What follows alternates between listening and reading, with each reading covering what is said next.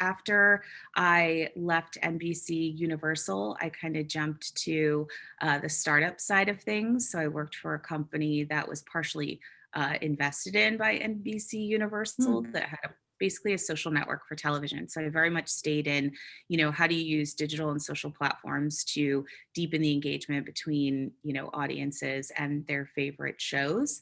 And that was a really, I think, incredible experience, just, seeing how startups work and what the differences are and the pros and the cons, and then still being connected to this environment that I was familiar with. And then from there, really went down a consulting path. And worked with, some consulting firms, had my own. And that was really fun because that gave me an opportunity to basically take everything I had learned and help C-suite executives understand, how they needed to think about and navigate the next 5 years of their company's life cycle, knowing, that platforms like Hulu and Netflix were disrupting linear platforms and that wasn't going to go away. So that was, something that let me put all of that kind of to work. And that's around the time I got a phone call from a recruiter who was filling the job here at the Eagles. And I think I said, "Are you sure that you meant to call me?" Because I had no prior sports experience.